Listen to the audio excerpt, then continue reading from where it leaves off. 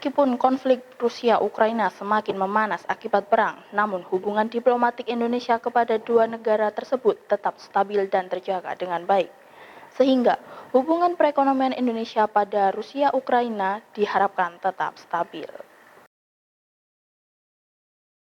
Pengamat ekonomi asal Surabaya, Jamhadi, mengatakan, meskipun konflik Rusia-Ukraina semakin memanas akibat perang, namun hubungan diplomatik Indonesia kepada kedua negara tersebut tetap stabil dan terjaga dengan baik. Sehingga hubungan politik dan ekonomi Indonesia pada Rusia-Ukraina diharapkan tetap baik dan stabil. Jamhadi menambahkan, sebelum konflik perang Rusia-Ukraina meletus, Indonesia sudah melakukan hubungan bilateral di bidang ekonomi yang sangat baik.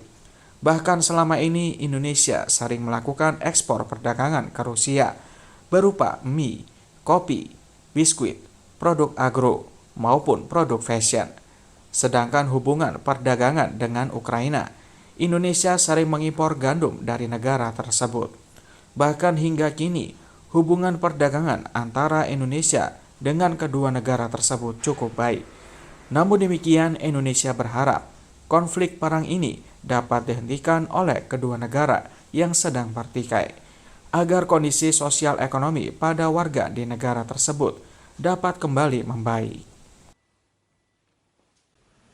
Selama ini kita selalu surplus perdagangan, ya, dengan Rusia, ya, kita selalu surplus karena kita juga melakukan ekspor, ya, ke Rusia, ya, ada kopi, ada produk-produk agro gitu ya.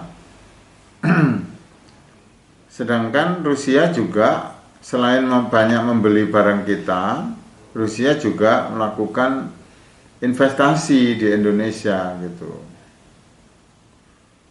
Nah, demikian juga kita dengan Ukraina, ya. Kita dengan Ukraina kan juga ada hubungan dagang. Meskipun selama ini kita dalam 6 tahun terakhir ini kita masih selalu defisit begitu.